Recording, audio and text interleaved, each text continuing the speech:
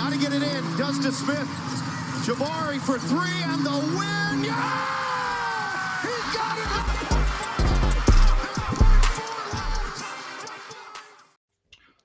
We are here to Field Rocks News. It's the Rocks Field Podcast. Of course, I am your host, LaShard Binkley.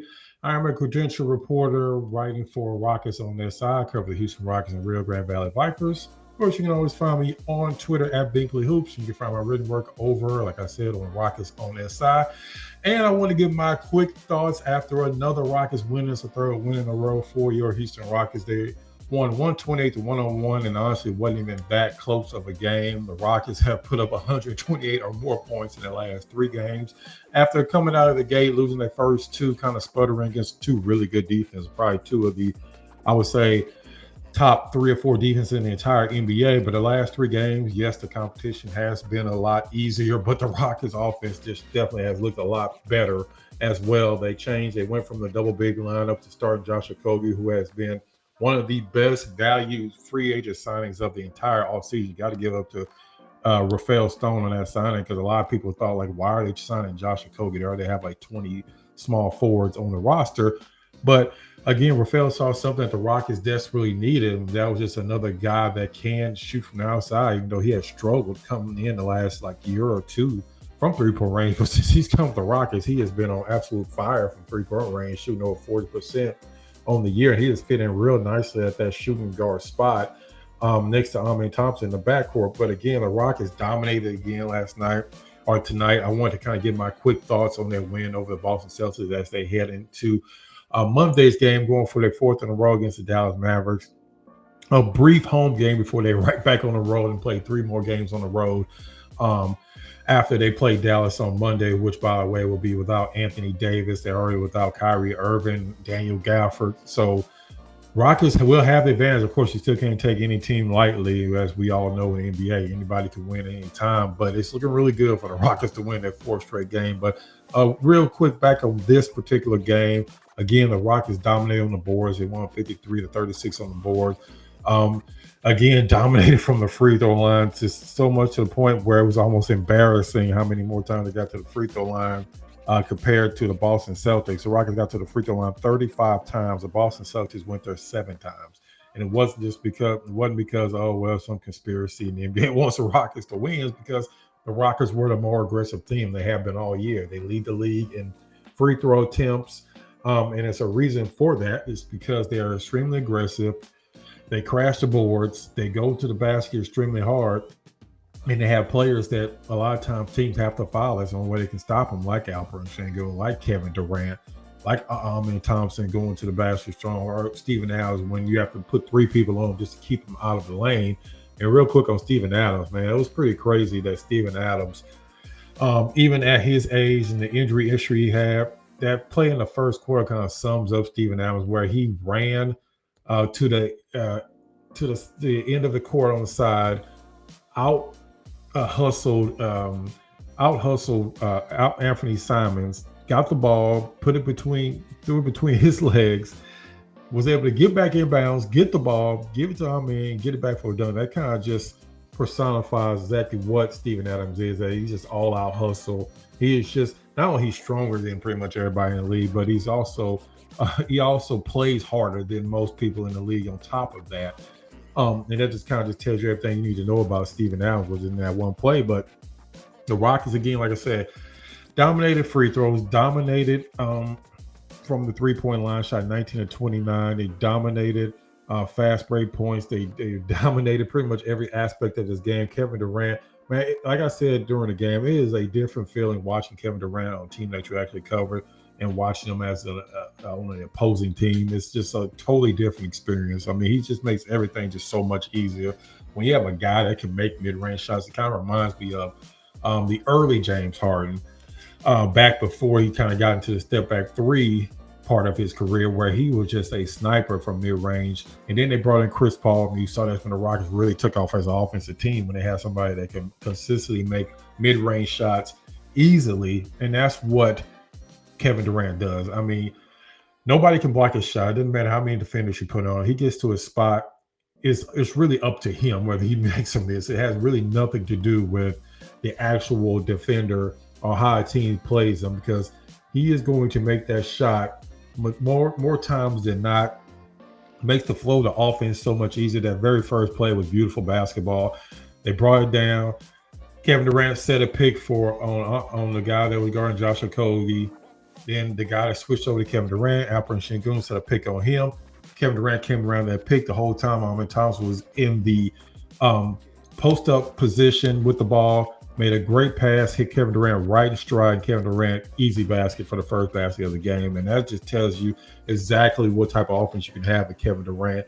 And another thing I wanted to kind of talk about real quickly was, I know a lot of talk has been going around about possibly Trae Young and possibly Ja Morant, because he just got suspended, which kind of is funny. Like, why would you want a player like Ja Morant when he can't even stay on the court?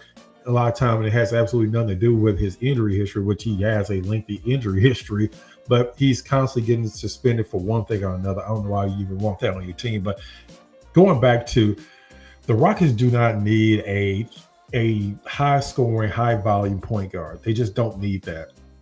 They have enough weapons in Alperen Sengun and Alperen Thompson and Kevin Durant and Tari Eason when he's on, and then Reed Sheppard, who I'm going to talk a little bit more about here in a little bit. You have Jabari Smith. I didn't even talk about Jabari Smith. He had 4 blocks tonight. So many different players came up with so many different great plays tonight. But just kind of going real back to the point guard thing, you don't need a guy that's going to come in here and have to have the ball in his hands 75%, 80% of the time. I know they needed that from Fred VanVleet when he first came to the Rockets, but even if he was playing this year, he was not going to have the ball nowhere near as much as he had in the past, because they just don't need that.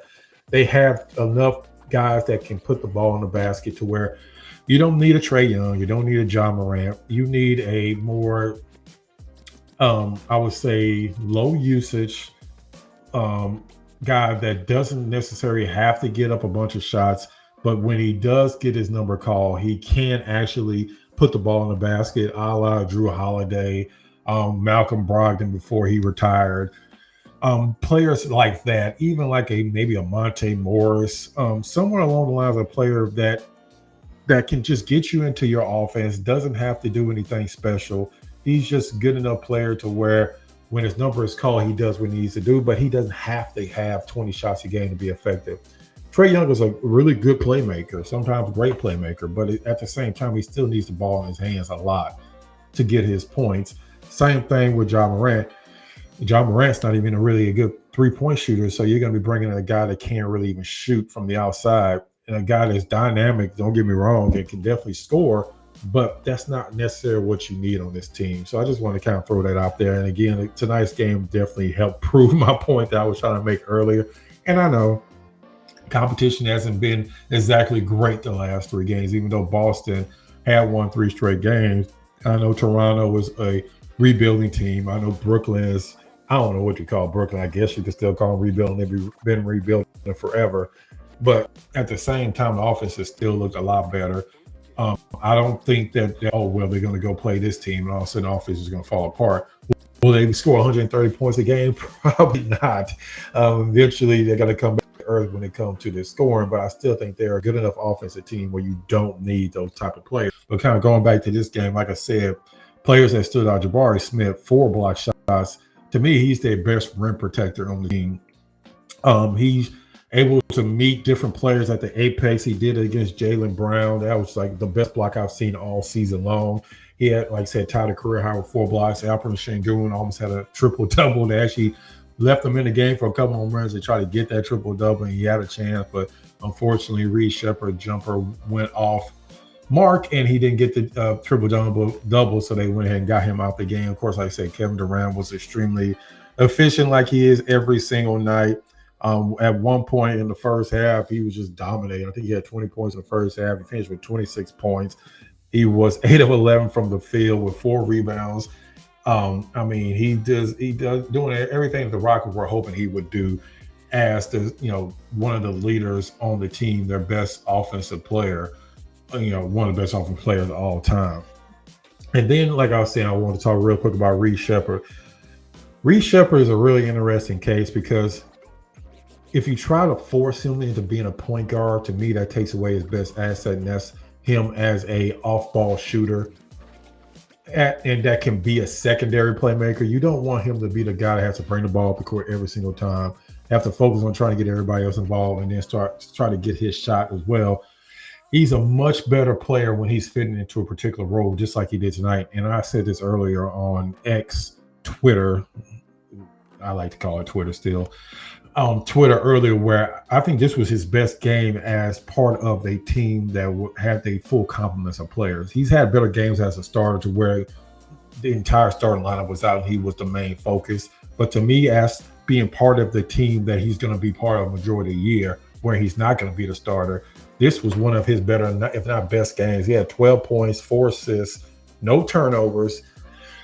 Didn't hold the ball too long, wasn't a ball stopper. He would fit in perfectly. I think this should be his role the entire year, is to be that off-ball shooter that sometimes can be the playmaker on occasion, but really more of a connector than somebody that's going to go down and get you 10 assists a game. I think this was probably one of his best games overall of his entire career, and this is the exact role that he should fit in going forward. But just overall, another dominant win for the Houston Rockets.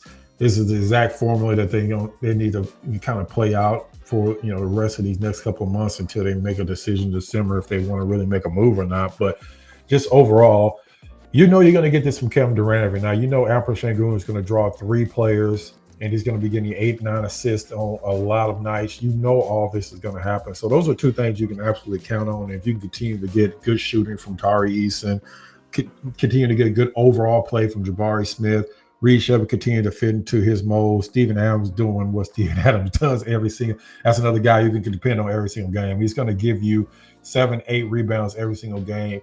And even when he doesn't get 7-8 rebounds, he has 3 guys trying to box him out. So that leaves somebody else to get the offensive rebound. So you can count on certain things every single game. And if the Rockets can continue to improve their defense, and keep in mind, Dorian Finney-Smith hasn't played 1 second of basketball for the Houston Rockets yet. And yet they're already looking as good as they're looking right now. Like I said, Dallas is going to be playing without Anthony Davis. They're already playing without Daniel Gafford. They're already playing without Kyrie Irving. So it's pretty much going to be the Cooper Flag show when the Rockets take on the Mavericks on Monday. So they're definitely going to have the advantage there. If you don't take them lightly, go out there and play the way you should play. That should be 4 wins in a row before they go on that 3-game road trip coming up. And the first game on that road trip will be against actually, let's see right quick.